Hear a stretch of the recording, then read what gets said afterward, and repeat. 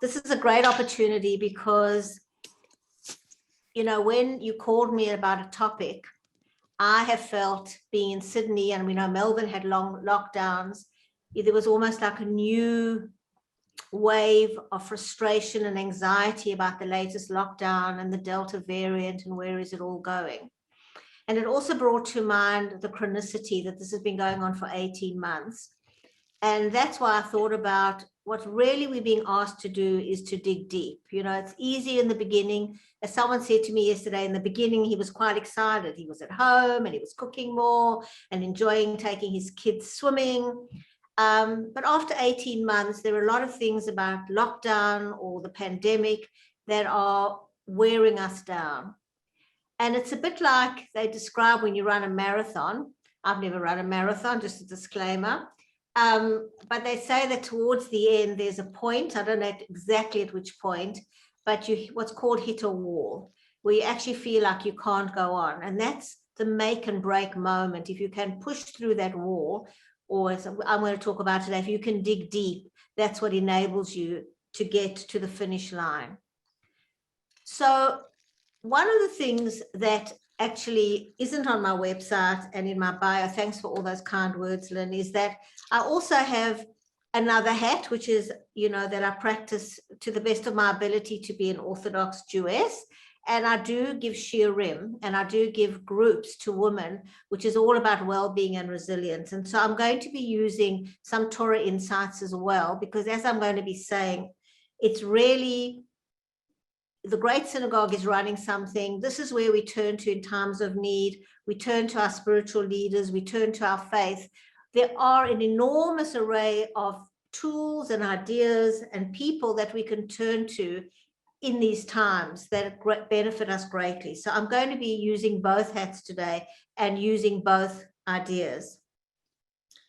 So the first thing I want to say, when you hit the wall, or when you're in a long marathon, or when you think you can't go on, is to know that you're a human being and you're not a truck. Now, why I'm saying it's a truck is because if you have any familiarity with trucks, and you can check me out on this, next time you look at a truck, you will see that on the side of a truck, it will tell you what the weight that the truck can carry.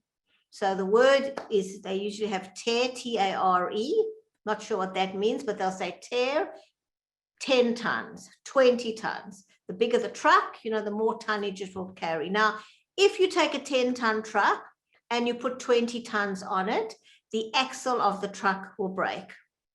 And so a truck can only take what it's built to take. But we are human beings, we are not trucks, and we do not have a limit to what we can take. We sometimes feel we have a limit, but this is my first point. We actually don't have a limit because we have a godly soul, and because we can actually tap in to a higher source to help us through. So when we believe we can only take 10 tons and then we're going to break, that actually becomes a self-fulfilling prophecy. And you've got to be careful if you're telling yourself those things. And I had a moment of that myself today. I was actually listening to the radio and hearing Gladys saying another week and just be careful and even restrict yourself more. And I had that moment of, I can't, not another week like this. And I thought, what am I saying to myself? I'm really feeling tired because I'm telling myself I'm not going to cope. And we often do that. This is too much, not another week. I can't do it. I remember there used to be a magnet on someone's fridge that used to say, you know, after the rush is over, I'm going to have a nervous breakdown. I deserve it. I owe it to myself. I'm going to have a nervous breakdown. And it's funny, but actually we tell ourselves that all the time. You know what? I deserve it. And sooner or later, I'm going to crack because that's what's expected of me. So my first message today is don't expect it of yourself. Instead, rather think of yourself as a godly human being with infinite ability and potential to cope with whatever comes your way. And when you have a belief that you will get through this, it's halfway there, because you know if you dig deep, you will find what you need to get there. And one of the ways that you can reinforce this is to actually read books of inspiration, what people go through. I recently read a book called Unbroken. It's a very worthwhile book. It's about a man, Louis Zapparini. He was an Olympic athlete in 1932 in Germany. He was an American, and then he enlisted for the war, and it's his story. And one part of his story, he was a bomber, is he actually falls out of the sky into a raft. I'm sure there are more technical terms. 47 days he survived on this raft, the longest ever that anyone survived. And then he was in a Japanese internment camp. And his title of the book is Unbroken. And when you read that, you realize the capacity, the resilience of each one of us to get through. We don't choose it, but if it's thrown our way, we have a choice of, are we going to say, I'm going to have a nervous breakdown and I deserve it? Or we're going to say, I have the potential to get through. Millions of people have got through before. I can do this too. I just have to dig deep. I've got to find those resources, but I can and I will and I must. So that's the first very important thing. You are not a truck. Now, the second thing is, what does it mean to dig deep? And, you know, when I actually thought of that title, sort of just talking to Lynn at the time, I was thinking about digging into resources. And then when I actually thought about it, I thought, no, isn't it more about reaching upwards, you know, to godliness? It was interesting that I chose that title. And everything in this world is by divine providence. And unfortunately, a day or two after Lynn and I spoke and chose a topic, there was this Miami disaster, which has touched many people in Sydney and Melbourne, where we personally know people who were in that building and where they have been digging amongst the rubble for 12 days now.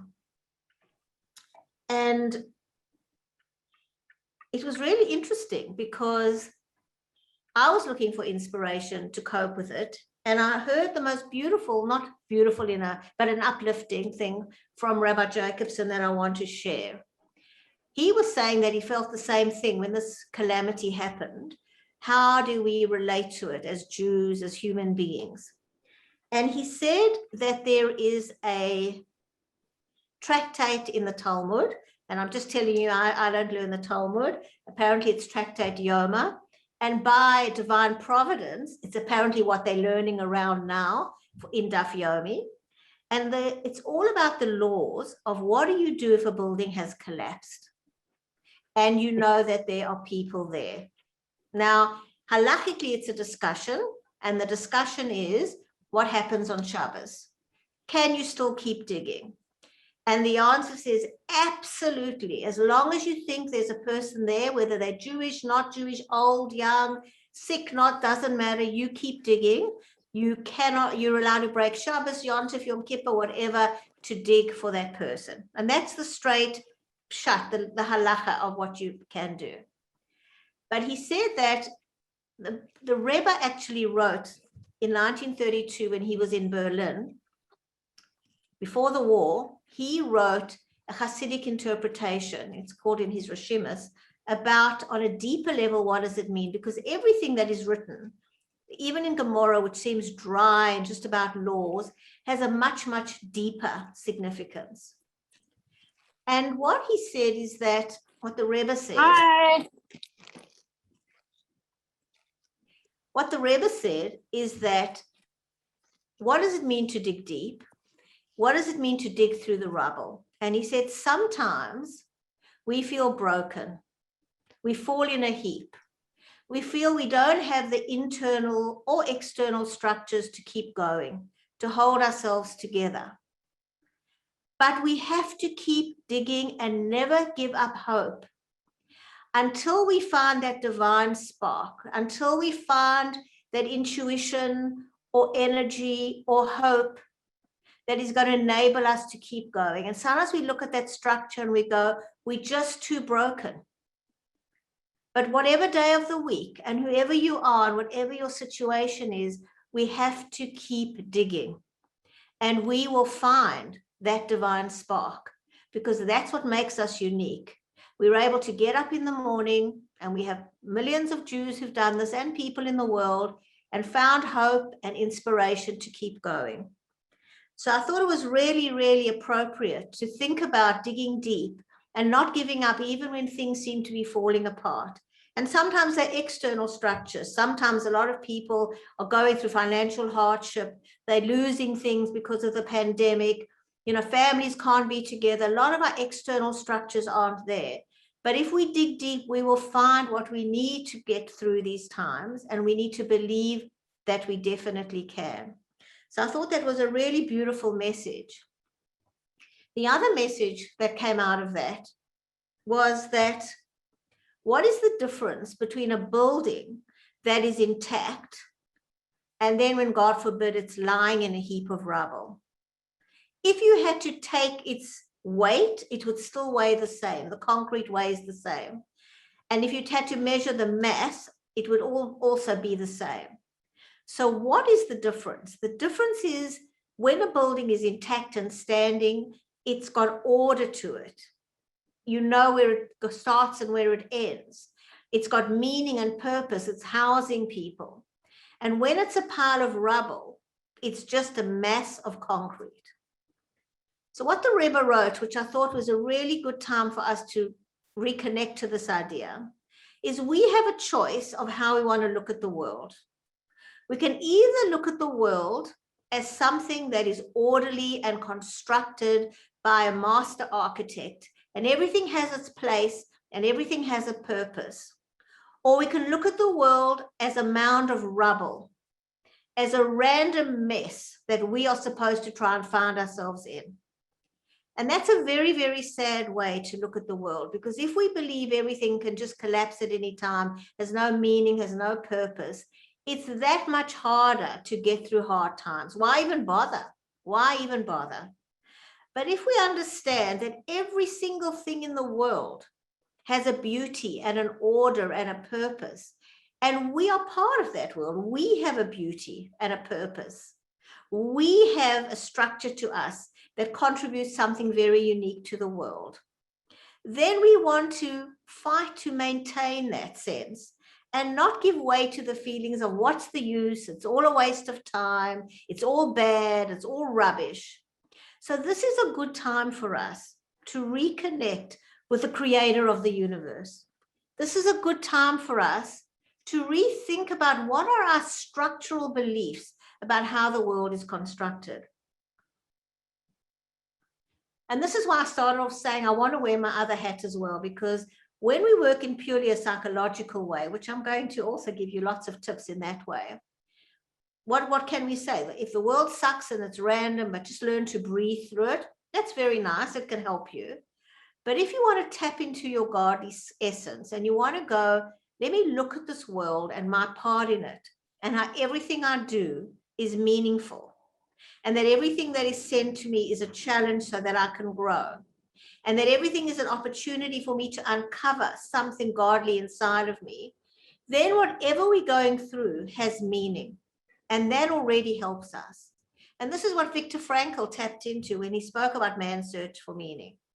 When a person finds meaning in what they're going through, whatever it is, it's a whole different journey.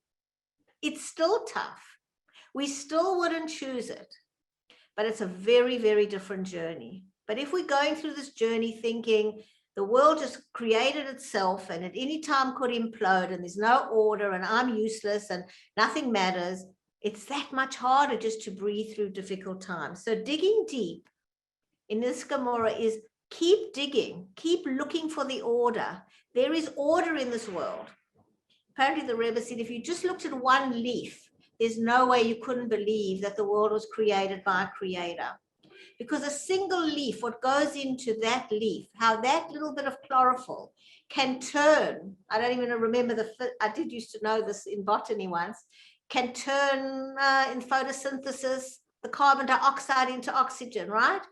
How miraculous is that? It doesn't happen randomly. And the more you open your eyes and you see how everything is ordered and you see the edifice, you see the orderliness, and you turn away from the rubble, you're not accepting that that's the way it's going to be. You're going to look for life and energy and hope in the rubble. Then your whole journey through difficult times is that much easier. I suppose it's a bit, if we go back to the marathon analogy, you know, it's a bit like if someone's running because there's a whip behind them and they have to run, or if someone is running to win an award or to raise money for charity. It's a whole different way when you're running that race. Every step you take means something. And that's what you want to feel, that every step you're taking means something. Every hardship means something. So going through this pandemic and going through this particular shutdown in Sydney is an opportunity for us to reevaluate our priorities, because all our props are taken away. It's something that I personally have really felt, you know, how much the things we do are props around us.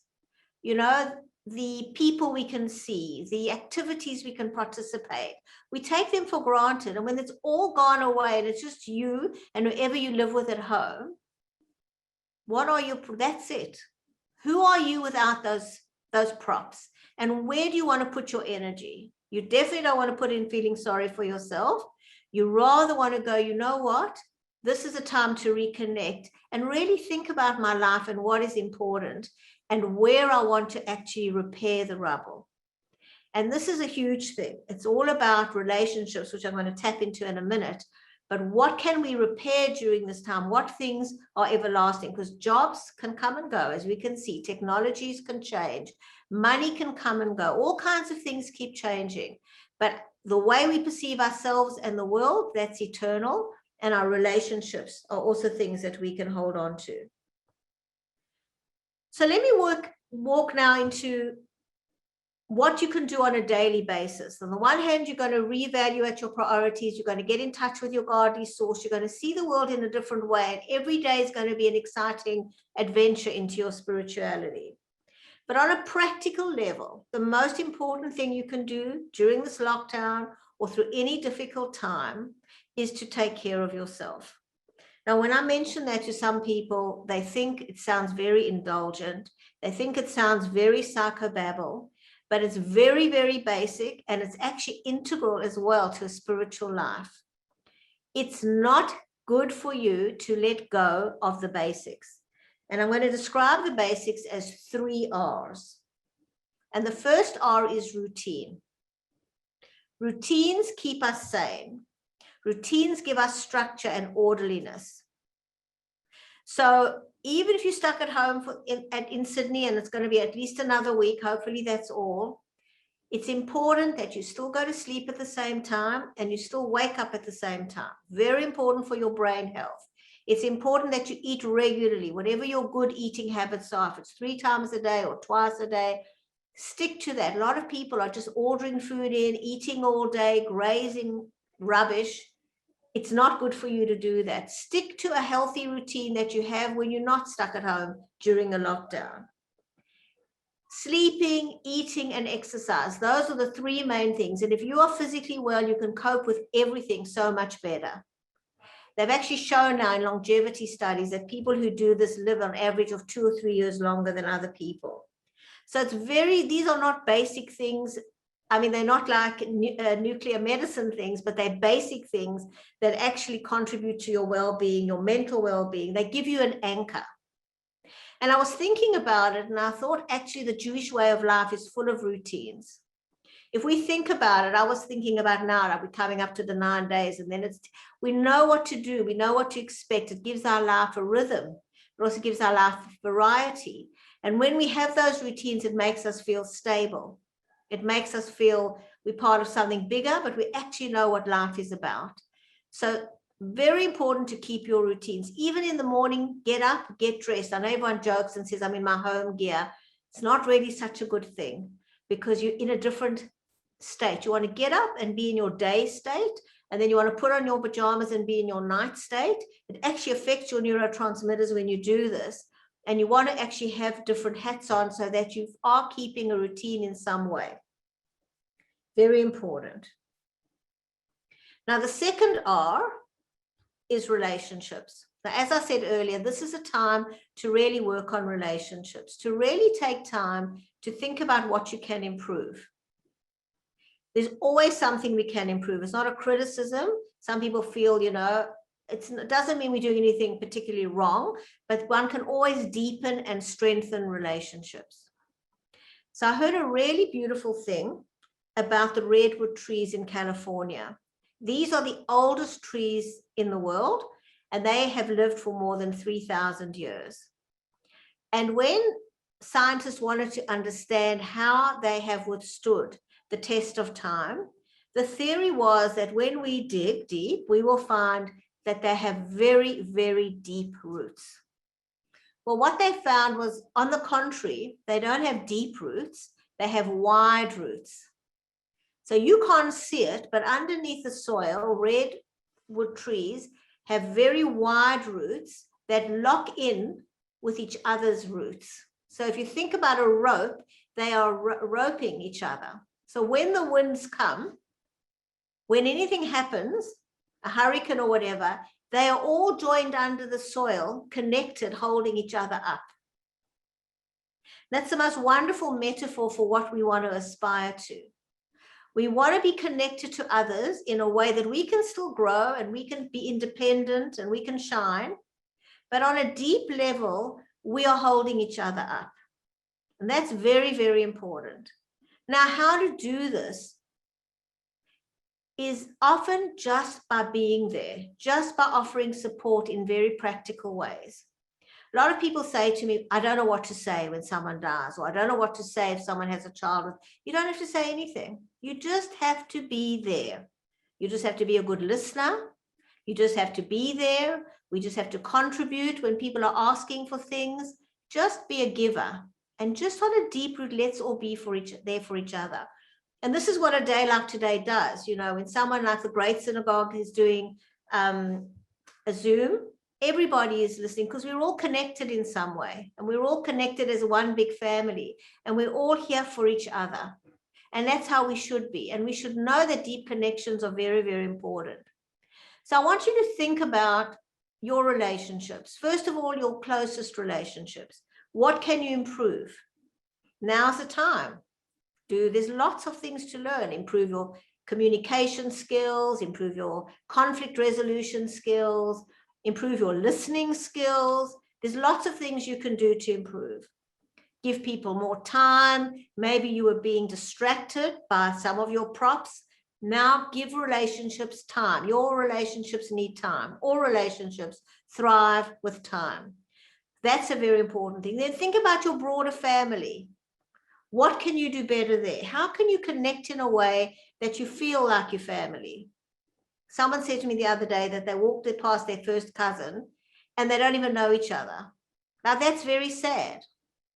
So think about extended family, cousins and people you haven't been in contact with, and think about ways, genuine ways that you would like to connect with them. It can be a letter, it can be a text, it can be an invitation, but think about strengthening those ties. And then think about the community. Think about what you could do better for the community. Think about who needs what. What can you set up for other people? And again, it can be very, very practical. I was listening to Rebbetzin Lipska in Miami. She was speaking after the building collapsed, and she was being interviewed by Hannah Weisberg on Chabad.org. And she was saying how their shul became the hub, which is really interesting. That's what I was saying at the beginning. When they're difficult times, people turn to the rabbi or they turn to the shul, and they made their shul their headquarters, and everybody, Jews, non-Jewish, everybody were coming in and things were happening there. But what was really interesting is how many people just rocked up and didn't just say, what can I do? They looked for something to do. So she said there was a woman who was wandering around and didn't have a place to live, but everything had been destroyed. Every bit of her clothing, everything was destroyed. So she was alive, and her 2 children were alive, but she didn't even have a credit card. And because she was alive and it was chaotic, everyone and someone just walked up to her and they said, what do you need? And she said, I need a roof over my head. And they booked her into a hotel. There are always things we can do. We don't have to get disclaimers. We can just see that someone needs something and step up and be there for that person. She didn't have a credit card to book in to a hotel. Someone else apparently, again, things one doesn't think about. She wore a wig. All her wigs were destroyed. She didn't feel comfortable walking around with a scarf the whole time.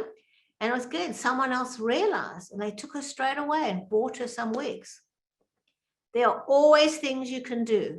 If you don't have money, you can give time. You can roll up your sleeves. There are always things you can do. And when you give, you will actually be replenished. So that when you're digging deep, there is a bank account, if you like. When you give, you actually fill yourself up. Not that that's the reason you do it, but that's how it works. We actualize ourselves through giving to other people. Now, the third R is rest. And we have lost the capacity to rest properly. Sometimes people think that resting is scrolling through Facebook or doing mindless activities. That's okay for a short period of time. But rest has a very deep meaning from a Jewish point of view. And we get the real meaning of rest from Shabbos. Because the thing about Shabbos, it's different to the rest of the week. Only when you do things differently can you give something a rest. I'll give you a neurobiological example. If you're a mathematics professor, the way to rest your brain is to read some English literature, because you're using a completely different part of your brain which enables that to rest. If you do more of the same, sort of linear thinking, you're not really giving your brain a rest. You might think you are, but you're really not. So it's the same thing. If during the week you are worried about stuff and you learn on Shabbos not to worry, you are actually giving yourself a rest. And that's one of the key points about keeping Shabbos. It's a day where we need to believe that all our debts are paid, all our duties have been done, and it's a true rest. We don't have to worry about worldly things. That ability to have times in our life where we can, our rhythm is every week, go, I'm switching off. I don't need to solve anybody's problems, including my own. And I have time now to actually think about different things, like spiritual things. So being involved in Shabbat is an enormous way of resting. Another way is, if you've got time during the day, again, don't do it with mindless things like answering your emails. Do something different. Do a meditation. Go for a swim. The idea is to switch off your mind.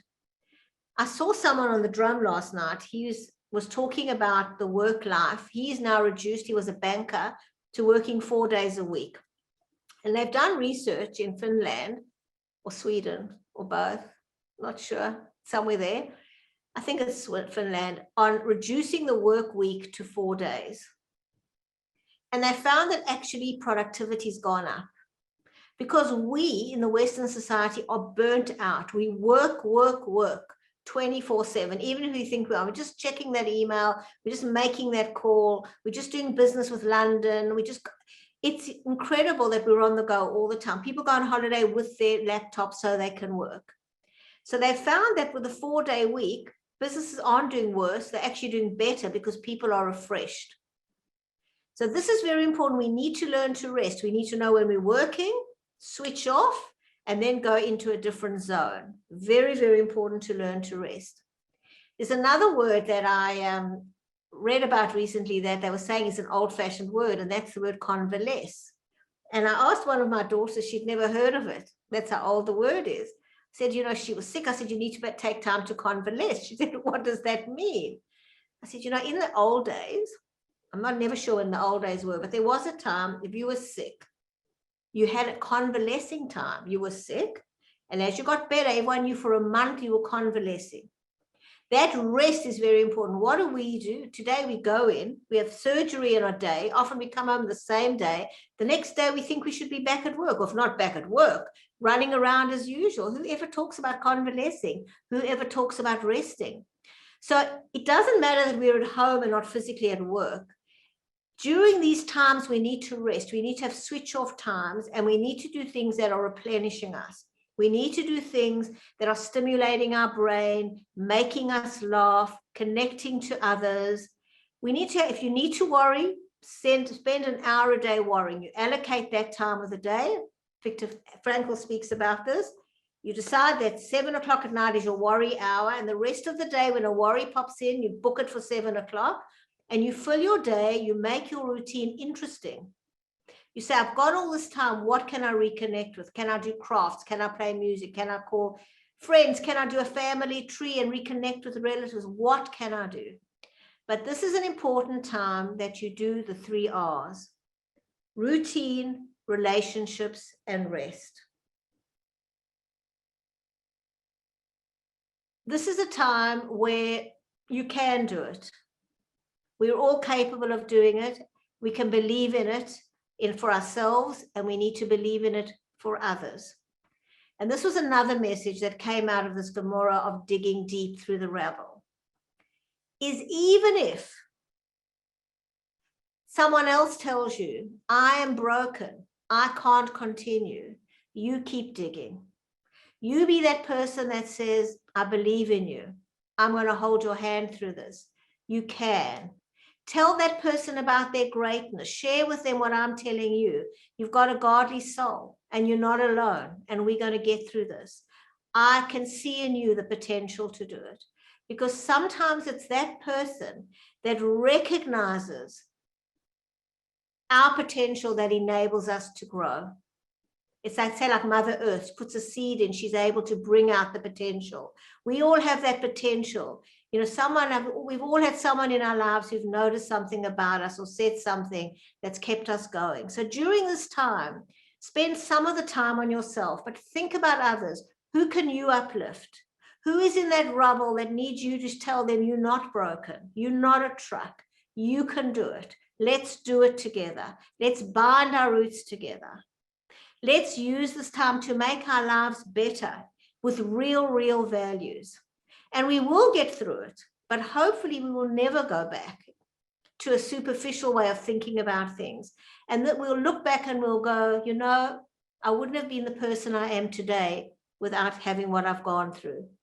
So I want to end by talking a little bit, 1 minute, about Edith Eger. So Edith Eger's first book's called The Choice. I know a lot of people have read it, and her second book is called The Gift. And both of them are superb. But why I particularly like to quote her is because in all the years I've run groups, I've always focused on everyday problems. That's where my area is, how to help people with everyday problems that really bother us. Because what would happen at the end of a group, someone would say to me nearly every time, well, what about the Holocaust? And I'd go, I don't know. I can't comment on it. I don't know. I can only tell you what I know. And I always used to feel very inadequate, and we always got to be very sensitive to not minimize what people have gone through. Comes along Edith Eger, who's been through the Holocaust, who's been through the worst of the worst. And she says certain things that I can now quote in her name, because I haven't been through it and I don't want to trivialize what she's been through. But this is one of the things she says. I would not have been the person I am today if I hadn't gone through what I went through.